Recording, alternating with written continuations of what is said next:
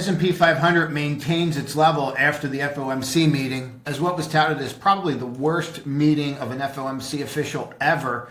He definitely won this one, and we have a lot to go over. But I just want to go through the basics real quick before we get into equity risk premium, AI, where you should focus, how you have to look at the correlations here, especially put call ratios. There's a lot to do, so we're going to hop into it here, guys. If you just look right here, what you're doing is just marking off the fib levels, and you can see you're still fighting the 50%, but let's keep going. The Santa rally we were promised looks like a massacre. Instead, the VIX exploded to the upside starting early in the morning before subsiding end of day when people just very simply threw in the towel. But what no one's really talking about is the huge elephant in the room. 10-year yield, 462. Clearly breaking our levels. Now, if we just do the simplest of things and draw the trend line, we can see where we're at and how we're acting in here and where this could lead to. Now, most people will say, well, this is where we were a year ago. I'm going to explain why it's different this time. And I know that statement sounds weird, but it's very different this time. Now, I want to take a quick second to judge you. 27.6% of you do not subscribe to this channel. And then out of the 70-something% that do, you're not hitting the all notifications button. And the problem with this is these go out at various times and they are all stacked together. If you are not subscribed and then you don't drop that menu down and click the all notifications button, when I put out little short research videos, you're not going to see them. So if this is of interest to you and you want to know what's actually going on in the market every single day, you're going to want to click subscribe and all notifications. Now, the biggest issue I have before we get into all the meat is the new lows and how they spiked up on Friday. And this is going to be of interest to us, obviously, but then you go to the new highs, and anyone can do this, but see the new highs and how they've completely imploded? My problem with this is what happened with the VIX and the fact that the VIX spiked. Now, this is where it gets super interesting, and we're going to tie a couple pieces together real quick here. Spiked up, sold down, so everything's fine, right? I'm not so sure because you had the unwinding on Friday, and we're going to get to that in a second. But what you saw here was a complete implosion of the new highs.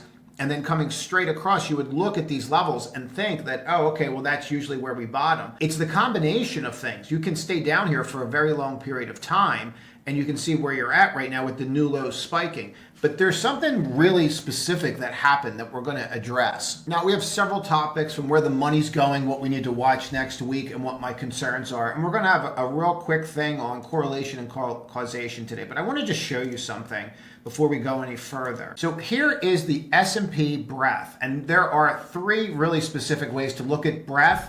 And then out of those ways, there are time frames to look at that breadth. We're going to cover them all today, so you can do it whenever you need to. But what I want to point out right here is that you're at that 90% level. And once you got over that 95% level, really got up there, you reversed hard. So we talked about this bounce right in here when it got to there. That, okay, that's a 2 or 3%. This is usually where you'll start to see some kind of bounce. Here's my problem with this before we go any further. If I am to look at this, this is the 5, the 20, the 50, and the 200. What I did was I just created a sheet where we can look at them all at once and then just rank them. My larger concern is that none of these bounced. They actually got worse. And that's a problem. So the 20 got worse, the 50 got worse, and your 200 got worse. Now, historically speaking, before we get into everything else, and there's a lot to go over. So what I'm trying to do is drop some tidbits in here so that this video is not 90 minutes long and you can have a life, is that when we're looking at the 50, you want to be above 50. If your 50 is not above 50,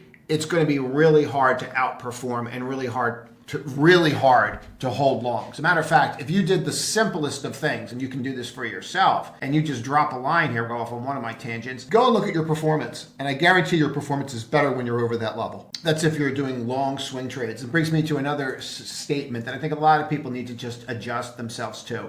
You're not going to be profitable every day, gentlemen. And if you had a tough day on Friday, welcome to the party. Everybody had a tough day on Friday if you're swing trading. It's not possible that you're going to go up every day. You're going to have drawdowns. But there's some things here we have to address. To start, the one underlying thing that we should really start discussing in greater detail is what Japan's going to do with rates, how that's going to affect the 10-year, and what the heck's going on here. Because the higher this goes, the worse it is for equities right now. Once you're over 450, we have a problem. Houston, we have a problem. And we have to start paying attention to it. We definitely do not want to get to this point where we start breaching 5. And from my perspective, that's there. and we have some other underlying issues. I want to touch on that briefly, but future videos are really going to cover this and how we're going to respond to it and what type of investment style you should be looking at going forward. You're also, based upon your comments, going to start seeing more research. And this is really important to me. Now, if you know the stool, the macro, the fundamental, the technical. I've done a lot of fundamental, and I've gotten a lot of questions about the fundamental. When I say to people, you need to learn fundamental analysis, their first thing that they say to me when I finally come out of one of my non-coffee fogs is, where do I go and learn? And it's a really good question. And I go, oh, go read stuff. And then people will explain to me that they don't have access to the same stuff that I have access to. So what I'm going to do, or they just don't know how to read it, even if they have some access. So we're going to start doing more research as well as trading in these videos. So again, you're going to want to subscribe to this because this is content that you're probably not going to find anywhere else, or not at this level. And if it's of interest, it is. I know it sounds arrogant. I really don't care. We're going to start diving into some of these topics in great detail. So when we look at the 10-year and you see this playing out, you need to really take a look at these levels and watch how it goes. For me, at 5.25, we could have some issues. And we're getting to that place where the equity risk premium is completely thrown off. But it doesn't mean that there's not opportunity out there. I just have some concerns with what I saw on Friday. Now, usually you're hedging for tax selling and tax, protecting your gains and everything. Now, what this chart is this is from Bar Charts, and they did a really good job here. So we're going to just share it.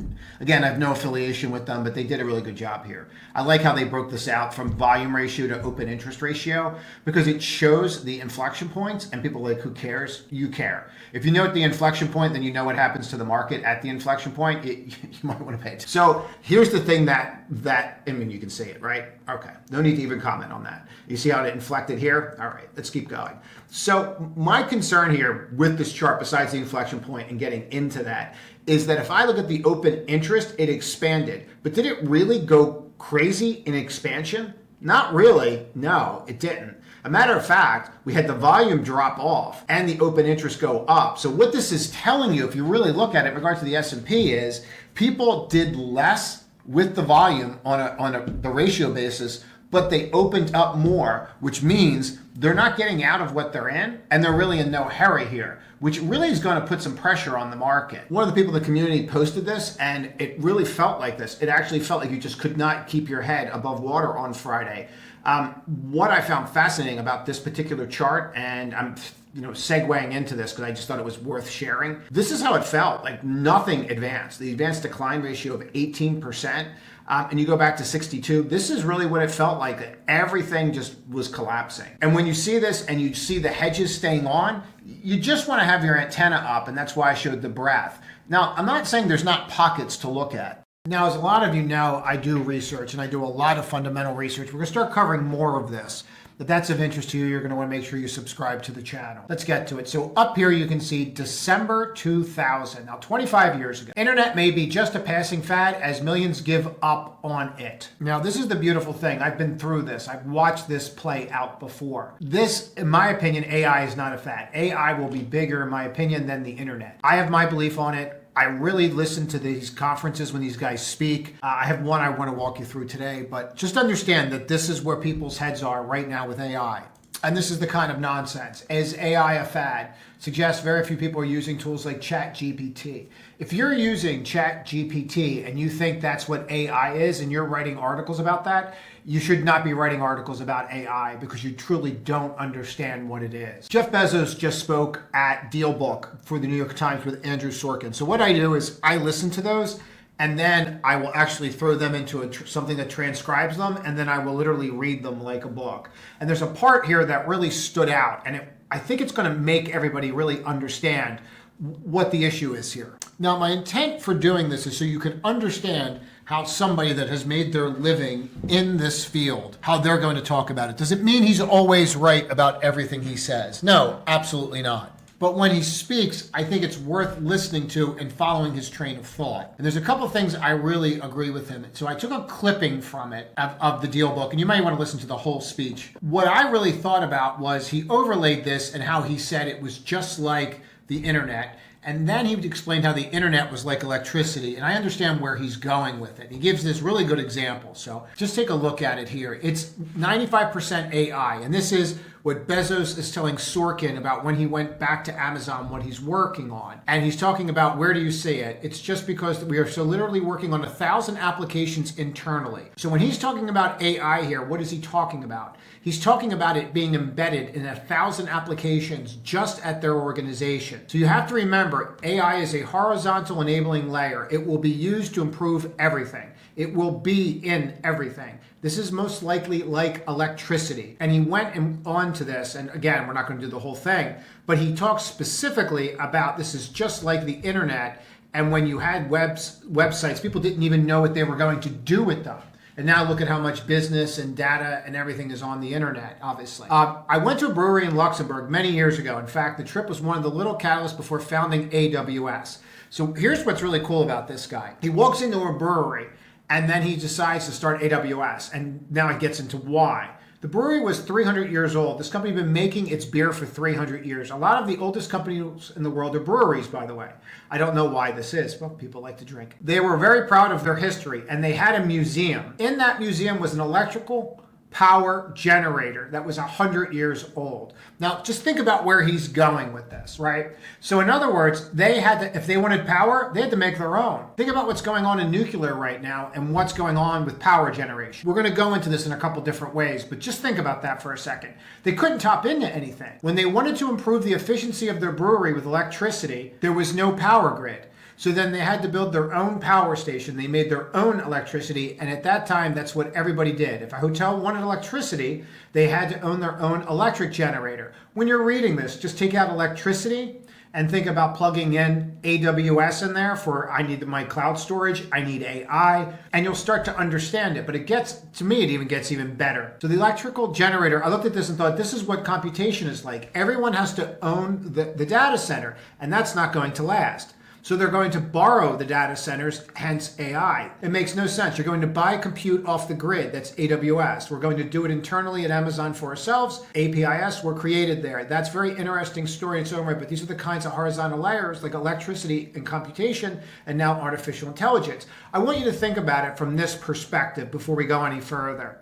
You didn't know you needed a dishwasher or wanted a dishwasher until you knew you could have power to that dishwasher. You didn't know that you wanted a stove or a blender or a coffee maker, thank God, until you had electricity. And I think that's really important. And if you think of AI or the internet as electricity versus thinking of it a gold rush, I think this will make a lot more sense to people. Now, this is really important for us to get. Just because we're looking at this now does not mean that this is going to fit into the model where we have to look at this now. We're looking at this from a fundamental standpoint, which is going to tell us what? If you think about the stool tells us who, right? What is the macro, who is fundamental, and when is the technical. All we're looking at is who's going to be affected. But I thought these slides from Morgan were really interesting, so I wanted to share them. You may have seen these a month or two ago if you were in the community.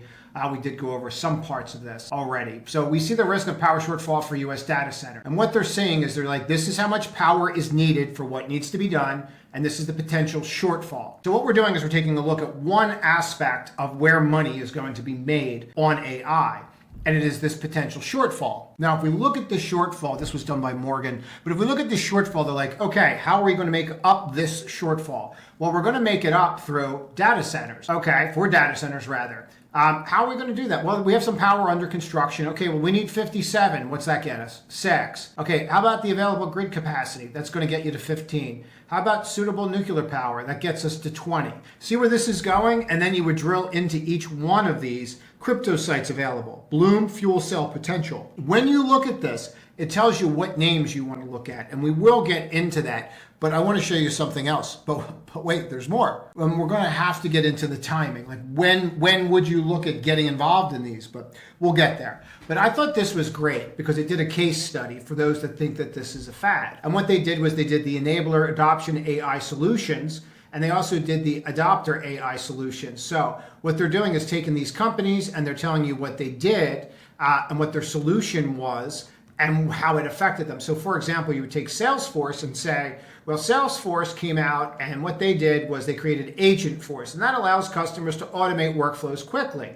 And in using the agents, customers drove down reduction per service call from $6 to $1. That's what AI did, and that was through Salesforce. If you look at Meta's advertising tools are helping business personalize ads. 22% return on ad spend using Advantage, 1 million advertisers using generation AI features. So if you're using this, your ads are 22% better, and if you're using it through Salesforce, look what's happening, 6 to 1. How about normal companies that are not tech savvy that are adapting to this? And if you look at it, here we have Walmart, generation AI powered catalog updates, meaning I can't imagine updating Walmart's catalog, but here they are, catalog update, cleaner data helps associates find quicker products, updated an 850 million piece data catalog, 100 times faster than done manually. Skin, Genesis powered AI, analyze customer skin and rank orders of relevant products. At the counter, conversion rates are 10%. Using the AI diagnostic tools, this goes up 70 to 73%. So what you're seeing is real applications for these products.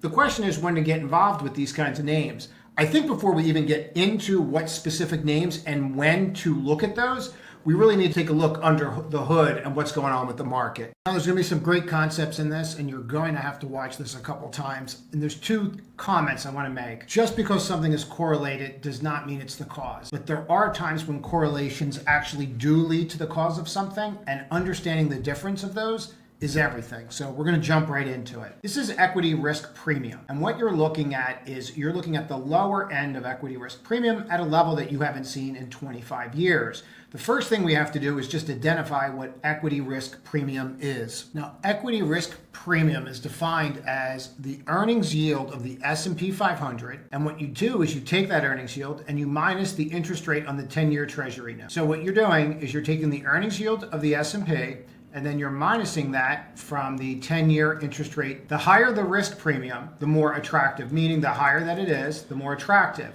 The lower that it is, the less attractive. So now you know what the earnings yield is, you know how this is calculated. Now, for those that don't know how to calculate the earnings yield on the S&P, it's very simple. All you do is you take the earnings per share of every stock in the S&P, and then you're going to divide that by the share price, and that's going to get you an earnings yield. So once you get that earnings yield, then you're going to minus that by the 10-year, and you're going to get a number. Now, if you do not want to learn to calculate it yourself, this one's done by Guru Focus. You just type in S&P earnings yield anywhere that you want, and you will gladly find it anywhere on the internets. It's all over the interwebs, and there it is right there. Now, while we're on this, I just want to point something out because we're going to come back to it. This is August, and you can see back in August, the earnings yield was 4.5%, and now it's at 3.32%. Just remember that. We're going to get to that in a couple minutes here, but just remember that 4.5% is where you were in October, and now you're at 3.32. Now, once we get to that earnings yield, and we see where we are, and we see that we're at those 25-year levels, and then we can also see that, yep, it's been worse before, of course.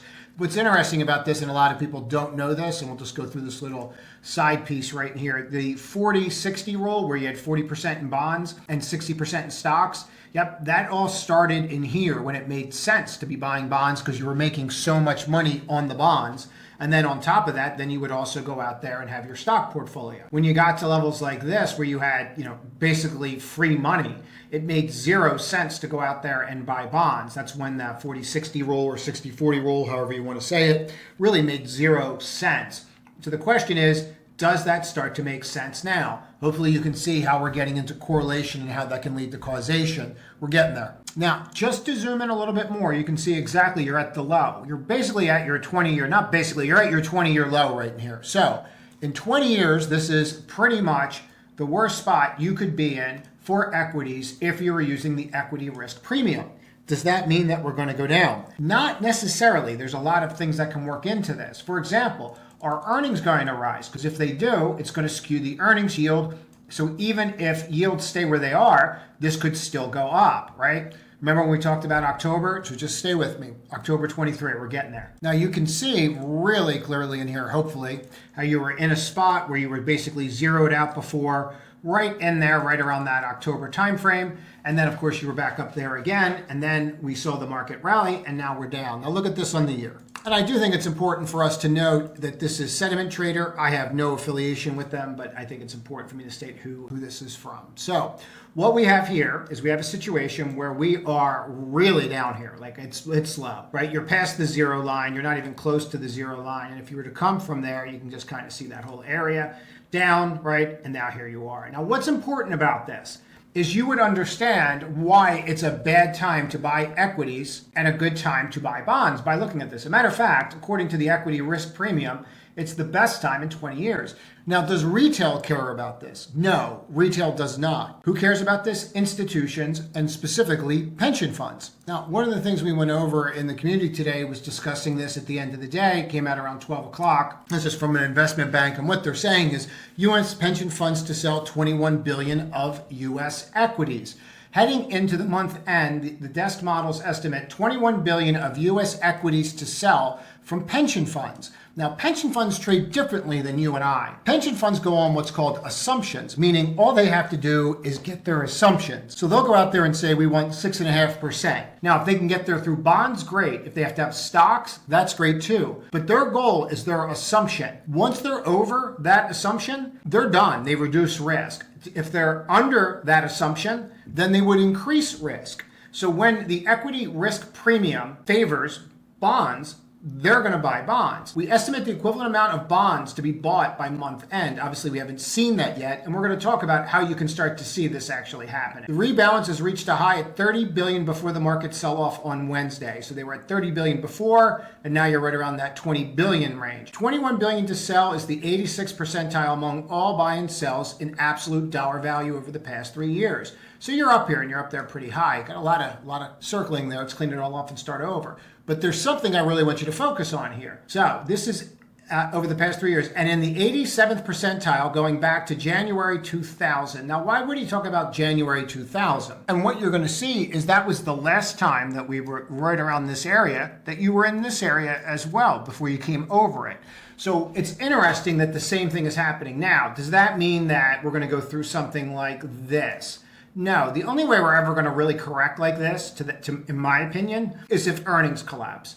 And that would fall into the equity risk premium, and then that would get you to a level, pretty way far down here. Remember, when this collapsed, the equity risk premium was more like let's call it a -3. It was not a -1. So you're really far off from that. What we would need to see is you'd need to see a complete collapse of earnings. And that's actually why this happened and collapsed. But that does not mean that you're not going to get funds that are going to go out there and hedge their risk. So now you know why they're doing what they're doing. And now we're going to talk about how we can chart it and watch it. At this point, you should understand how to calculate the equity risk premium yourself. You should understand the correlation behind it and understand why pension funds care about this. So once you have those pieces done, you want to know when they're done, okay? And now that's where we're going next. So you want those core concepts before you go to this next piece. Now, there are two ways that you can look at how they are done. We can use indicators that check order flow, such as smart money, dumb money. We will look at that today because I think it's important to see exactly what transpired there.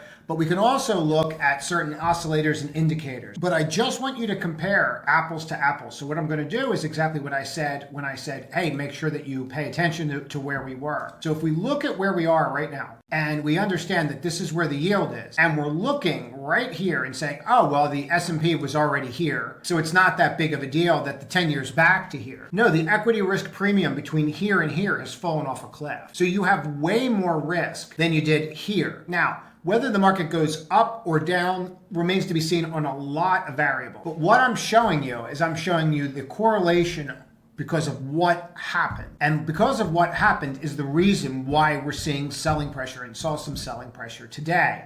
Now, I also think at the time of recording this, it's Friday, but I also think that they were hedging for the tax selling. We'll talk a little bit about that. But I think this is really important to get that there's more risk here than there was here. So that means our antenna has to go up, specifically when you see that you have that much selling behind you, and then you can link as to why that's happening, right? It's very different than just saying, I think this is going to happen. No one cares, right? No one cares what we think. What matters is what is actually happening. Equity risk premium is at a level that we haven't seen in 20 years. Pension funds are selling based upon that. And most people that are retail are going to look at this and say, oh, we're in the same spot. And they're not going to understand why the volatility is picking up and why things are getting a little bit worse. And on top of that, you will remember what happened in August when Japan did what they did with rates and how the market fell down. And we're going to get there. But understand this. Now let's go forward and look at some of the things that I think could help you see when this may turn around or to see how bad this could get. Now, to preface all of this, what I want you to focus on is that I don't have a clue what's going to happen, and neither do you. All we can do is look at the data and make our assumptions and make our bets. And when we see things, we want to pay attention. But to understand that no one out there has a crystal ball, no one thing is going to work. That's not how any of this works. What you would do, just to baseline it, is you would look at something simplistic, right? You would look at your moving averages, or you might say, I don't like moving averages. And you might just be looking at trend lines and saying, oh, we got to this one and we rejected. Whatever it is, we all have our things. My thing is to look at the breadth of the market, because if the breadth is not getting better, then, and it doesn't right itself, then we have an issue. And here's the S&P, and below is new highs on the S&P and new lows on the S&P. And I would say that, yeah, this is something that in my mind is going to be an issue. Now, when we have these levels where you have less higher highs, and these are net numbers you're looking at, by the way. They are net highs, net lows of the S&P. And all of a sudden, the market's going higher, but we're not getting stronger as we've been. It's one thing if you have like a little bit of one and then it resets and goes sideways, but when you start having stuff like this, it becomes an issue, and that's really what we're seeing here. We started having just certain names and the volatility was increasing. But then you start going through this period where you're having these sells, and now you're hitting new what? New lows, net lows, right? So you definitely have more lows than you have highs because now you're red. Now, if we clean all this off, and we're going to go through this because I want to show you the differences here on a couple metrics so you can learn to do this yourself. Now, if you come over here, what people are going to say, and now you can see why I brought this up. Oh, we're at the same level we were in October, so we should be fine because we're at that same net selling area. And you're going to note that just because that's at the same area and the 10-year's at the same area, that it's not the same ball of wax because the equity risk premium's off. Okay, so hopefully you can see the correlation causation of this, and that would be why the pension funds are going to be net sellers into the end of the month. That does not mean that somebody else does not pick up the slack, but it does mean that they have a weight on their chest when they're going to sell in the next 2 or 3 days at the time of recording this. So when we see this, we want to pay attention to it. If we look at the sector right here, and we just took a moment and viewed that, after this date from December on, do we really have anything that's been like that all year long? Not really, no. Not since that sell when Itchy made a statement, we tried to rally over it and failed. But what we have here is we have to understand that if we want this to get better, then we need to start seeing more new highs on a net basis versus new lows. Until then, we have to understand that this rally is suspect. There's other ways to determine before then the probability of this, and I'll get to that. But I think it's important that you use this as a baseline. If your new highs and new lows are dropping, the idea that we're going to miraculously rally is probably not going to continue. Now, to think that this was going to fall off the way that it did today on the NASDAQ was not something that I predicted nor thought would happen. I thought we'd see a lot of hedging today. And what we did see a lot of hedging, but we did see some just outright selling too without them respecting any levels. But if you look down here again, we're right back to that October, November level. We're also at that August level where we had an issue before. And we're also where we were in April where this bottomed out. Now, there's a couple other things that we will look at as well. But when we look at the new highs, new lows net here, we're seeing the same thing. We're seeing that decline and an increase. And as long as that continues until this turns, we're at a disadvantage. So we need this to start turning. Now, there's ways that we can note if this is going to turn ahead of time, and I'll show you that in a second. But understand, new highs, new lows are getting worse. They're not getting better. It is a concern. It looked like we did come back test. Maybe we're going to backfill and go, and we just don't know yet, right? We really don't. But I think it's important that you have a basic understanding of, okay, down, up, retesting the level. And you don't want to just convince yourself that you're just going to rally because everybody thinks so. You want to understand what's going on under the hood. And this is what's going on under the hood right now. Now, one of the easiest ways to determine, are we going to start seeing some kind of uptick? In other words, are we going to see some kind of uptick in the new highs, new lows? We can always use some indicators. I like rate of change. Rate of change is very, very simple. All it is it's an indicator that tells you the rate of change. What they're doing is they're going to take what happened in the past 9 and then they're going to divide it and then they're going to come up with a number. They use 9, they only use the close, that's how rate of change is done, and that's it. So it's impossible to have a declining below zero level and to have a positive market. You can be increasing and have a positive market, but you cannot be decreasing and have a positive market. It would be a massive divergence. And if you get a massive divergence like that, you're getting a gift. They're pretty rare. If you turn and look at when these things start to turn, they tend to mark highs. They don't always say you're going to stop going up because you're still going to get a positive rate of change, but they will mark these peaks, and these peaks will tell you like, yeah, that's probably it.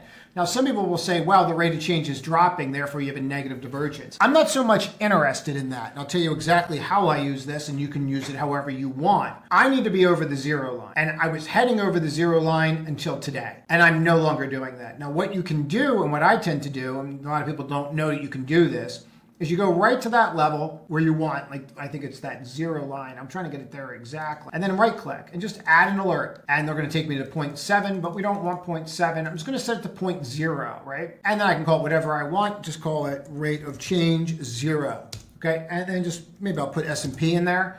And then I can have it go through as many times as I want. And that's what the alert name is, and then click create. So I don't need to watch this and check that, just a quick tip. All I need, when that thing goes off and beeps, I know it's there, and I know that we have a positive rate of change. Now, to put this in perspective and go, well, does it really matter that much? I think it does. Now, if I just stay in drawing mode for a second and just click the times that we went back over the zero line, and you looked at those, are there areas of interest that you might want to be a buyer? And the answer is yes. You probably do want to look at those areas and say, yeah, this is an area of interest. And then on the flip side, if we were to just take a moment, let's just remove all 6 drawings, and let's just take a moment and do the exact opposite and go, well, do we want to know every time that we broke that? And I would say that I kind of do. I do want to know when we broke it. Doesn't mean that it's going to stay down, but I'd like to know that it happened, right? And when you start to look at those levels, you're like, oh, okay, well, this might be a good thing to know. So what I tend to do there is I will mark that off with an alert. And again, all you have to do is just click it and go add alert, drop it down here, call it whatever you want, and then just click that and it's done. And when it goes, it'll go. It's really that simple. If you take a look here, we'll just do the NASDAQ for a second as well. What happened? We were above the zero line. Everybody was rosy. Things were great. We were rocking and rolling. We're below the zero line again. There's some more structural stuff here that we could get into.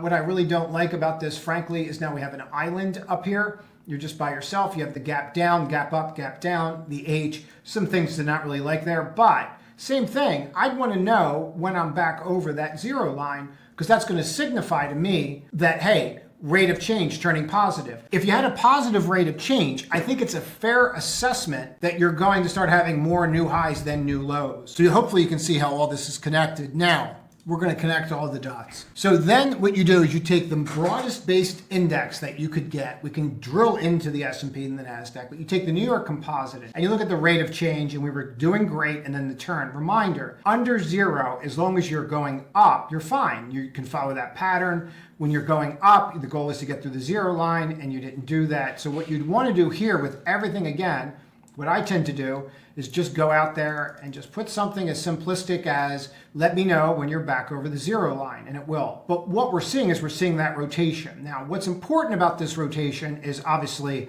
this is a lot. And if we just do the simple things, right, like here's your trend line. Okay, great. Tried to rally, failed. Did it? Maybe, maybe not. We don't know that yet, but we do know where the rate of change is, and we know that's a problem. Now, if we connect the rate of change, and let me just get rid of this because it'll bother me, and I'm not going to have time to edit that out. Now, if we know that that's the rate of change, okay, and we know that pension funds are selling, and we connect that, take a look at the new high, new low net, and then we're going to tie one more thing that you can look at to make it determine. Now, this is going to be a longer term indicator I'm about to show you, where these are shorter term. But when this longer term fires, you really want to pay attention to it. Now, this is the new highs, new lows net over. And you can see again, here's October, and you can see our levels right here. And people would say we're at the same level as October. And when you're at your fancy party, you're going to say yes, but the equity risk premium's off.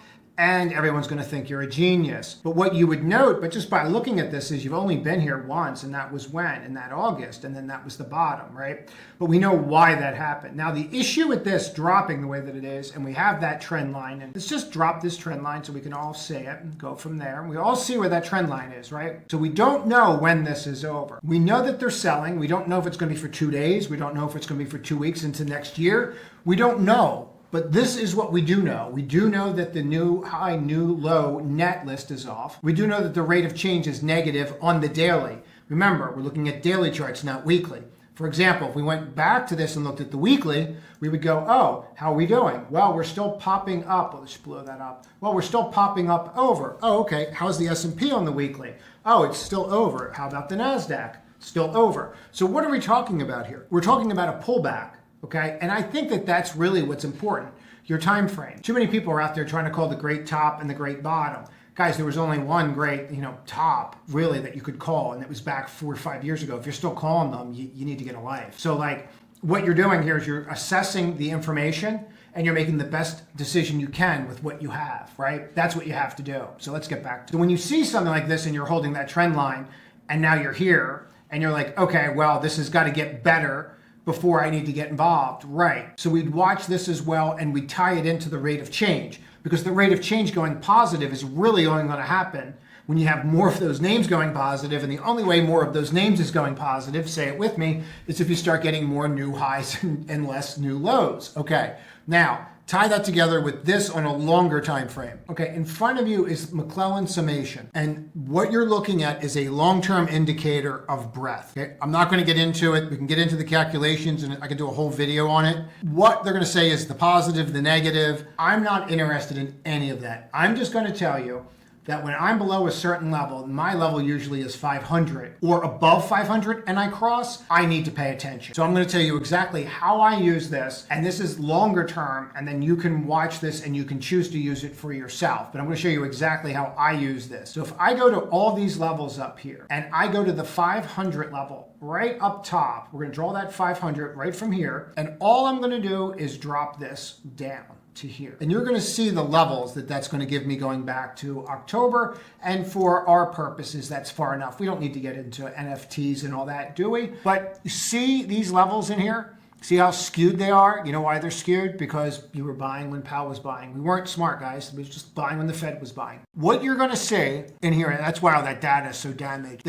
All that data is it's just garbage in, garbage out. It just sucks, but lack of a better term. So let's focus on this and what we have, and when we finally got J Powell out of the market, and what I would focus on, let's just start right here. See these crosses? When you see these crosses over or near that 500 level, anywhere up here, you want to pay attention to them. And you don't see them that often. Okay, and again, this is a long-term indicator. So they're telling you when that happens, the way you need to think about that cross right there is they are telling you that long-term breadth has peaked. Long-term breadth has peaked. McClellan Summation Index is basically a combination of the oscillator. Okay, so if you think about the oscillator and everyone looks at it, that oscillator is how they calculate summation. I'm not going to get all into it, but when you see that, you are at a long-term breadth indicator. And if you just mark those off, when that happens, work with me, not against me, you will see that you will hit peaks. It doesn't mean that they're going to stay peaks, but you will hit a peak. It becomes what we refer to as what? A place of interest. Even if you mark these off, you can see the same thing. The way to think about it is the higher they go, right, the quicker they fall, okay, or the farther they fall. So you're all the way up here, and you haven't even dropped yet. That's the first thing. Second thing is, when you break down below 500, okay, when you break down below 500, which you are here now, and you look at this area, and we'll go all the way over. What you need to see to determine that you are done on the breadth scale, just from a breadth perspective, long-term breadth. Remember, we just went over net, new highs, new lows, and we just tied that with the ROC. Remember, it all linked back to what we were just talking about. So that's why it's so important when you watch these videos. There are parts of these that you may want to watch again and again.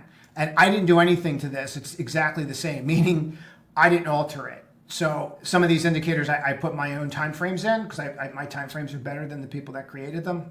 I don't really care how that sounds true. So I like my time better. I didn't do that with this. This is pretty much perfect the way it is. But if you're marking these levels off, what you're going to see is you're going to see areas of interest where you flip. Now, did you flip here and then it went lower? Yeah. You know what's perfect? Nothing. Okay? Nothing is perfect. So this is a place of interest. Did that hold? It told you were bottoming, but you still came back down, retested, and then ripped. And so what we're doing with these is they're giving us a place of interest. So what do we want to do with this? And what is the easiest way for us to utilize this? I'm going to show you. I'm glad you asked. All we need to do is go right to this and say, I want to know when this crosses. So all I have to do is go there and go add alert. Put an alert there, crossing. Click there and just go McClellan summation. And all you would do, and it'll expire in a month. Hopefully it goes before then. And I could extend it out a year.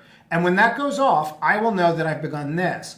That is a long-term indicator, but that should tie you back to everything. If you overlay this and you go back, take out the equity risk premium part that we just went over, and you overlay this with everything that we just went over, you will be able to actually assess with a higher degree of probability than you probably have right now. I would argue that you would be able to assess a bottom with a significantly higher degree probability than you have right now on what a bottom's going to look like if you go and just watch what I just said again and you literally write the steps down step by steps. But wait, there's more. The last thing that I would suggest that you take a look at is just the cloud on Ichimoku cloud. Don't do anything to it, just watch it. Now, once you get these crosses right here, okay, you have to go on and just think about that as a sell sign. I did a whole video on this. It's actually the best educational video that people watch all the time. Of all my videos, it's the most watched one. And it was when I didn't even know how to make videos. I didn't even think I had a title on it at first. Anyway, when you see how that is, see how it changed red. Red is, means that things are gonna get bloody. See how you can't get through that? Okay, see how it's up here? You need to get through this. That's how you know you have confirmation that it's probably over. So if you correlate all those together and you're looking for like that final boss to tell you where you're at, you want to make sure that you're on the other side of this and that it's green and not red. And this is actually a leading indicator. If you overlook it with like the SPX, you'll note that you are touching it and then you popped out of it. And go take a look at this on the NASDAQ and you can see how that's going as well. So this is the framework that I would use going forward for next week. And I want to be really clear. I'm not suggesting that we're going to fall apart after today and how we sold down today. It could just very well have been a lot of options positioning, but based upon the data that I'm seeing out there and the internals and the breadth, to me, it looks pretty darn bad. Like we should have our antenna up. And the tools that I just gave everybody are tools that you can implement in any market environment. So you might want to mark that off. Now that we have the what, the who, the when, we can go forward. When we're looking at AI and we're understanding that, yeah, there might be a lot of volatility. Yes, this might not be the right time. We can at least look at the names and kind of go from there. And Morgan did a really good job here. And what they're focused on is time to power solutions. So their time to power solutions that they were looking at are CEG, VST, TLN, and BE. What I also think they did a great job of was walking through the Bitcoin names and then saying assets at all development stages and assets that are operational and under construction. And then what they're looking at is the value of what for Bitcoin stocks. As we all know, a lot of these guys are looking at converting over into data centers. Wolf brought it up this week alone. And you can see how this, which ones are doing what based upon the dollar amount and how that would go going forward. So this is definitely something that should be on our radar going forward. Now, this is really important for us to talk about that third leg. And hopefully you are remembering of how it used to be. Remember, we used to draw this all the time and say, this is the macro, this is the fundamental. We're going to do it old school this time. And this is the technical. And then we sit upon, right, the stool. And then when we sit there, sometimes we're leaning on the macro and sometimes we're leaning on the fundamental, et cetera, et cetera. And this is how we trade, and sometimes we're leaning one way or another. So we know where we're supposed to be, but does that mean now you act? The answer is no. Now I'm going to go through some things that I think are setting up to act, specifically one sector. But what we would look at is something like this and go, do we really want to act now? And if we do the simplest of things, well, I've got a declining 55-day moving average. Remember, I use a 55, a 22, and a 12. You should use what you're comfortable with. But when we see this, do I need to act now? No, I don't feel that way. If we take a look at BE, you might feel a little differently, but again, you're starting to develop these bear flags and you're breaking down. Not really a ringing endorsement to hop into these names or talent, which is basically holding on for dear life. And I think that's a really big issue. So where we're going with this is now we know where to look, but we have to understand that doesn't mean that now it's time to act just because they're the names. And that's where putting all these pieces come together. And this is really, this is critical stuff, because when you connect all the dots, that's where the money's made. For example, when you connect the research and the trading and you overlay all those, that's really when you become you take it to another level is a better way to say it. But you look at something like Wolf and how this is breaking down and you would understand where you are in the pecking order. Maybe that's something you look at later. Now, for us, I think we should go through a couple key names here. I think we should talk about Tesla for a second and what happened so that we're prepared for it next week, Monday and Tuesday, and then year end. If you take a look here and you look at that close, It is the single worst close that you've had in this entire grouping since the breakout. That is pretty significant. And the fact is, quite frankly, you're below the 12, and it's the first close below the 12. If you do the simplest of things, and you overlay this with the 3, the 5, and the 8, which I have a 3, a 5, and an 8 on a 15-minute chart, you can see you're in a lot of trouble here where they're crossing, right? And they haven't really done that. You had some battles before, but since, he went on tour with Trump, everything's been rosy. And now you're starting to turn a little bit here. And, whether or not it stays that way. The other thing that I would suggest that you do is just drop a peak VWAP on these things and just see where they're at. And we talked about this morning where you broke out above it, but it has yet to be tested. You always want to watch these tests. Well, it was tested and found wanting. Didn't go very well. It didn't hold the open. You did the gap fill, and then it just kept going lower and lower. Now, to me, I think you're really at that 415.91 level. I mean, it seems pretty realistic that you could get there. The other thing I would do is an event. So I would take an event such as the election, which was a big day for him, and I would just understand that that really puts you at like 372. Now, whether or not you get there or not, these are really your pivotal ones, and you're going to have to see. I do think you're going to see some tax selling early in the new year. In these names, you usually do. The big winners usually do see some tax selling, so you'll probably see some there. You'll probably see it in the video as well. You definitely probably, when you're up like this amount in a year, you tend to see some profit taking, and you're up there. So if you just think about it from a year-to-date standpoint, and you went through all the names that are taking that January level, and just click on it and say, okay, well, what percent are you off that average price? You're up there. So you could see some profit taking there. What I'm not really crazy about today with this name is when it broke the 55, and I'm a huge fan, but over, failed. When it happens once, fool me once, fool me twice, that's enough. I'm sick of being fooled. So now I got to sit back, watch, and wait and see how that goes. Here's the DTL, complete Matumbo on that DTL. What I don't like, and again, we have to talk about what's going on, not what I want to go on.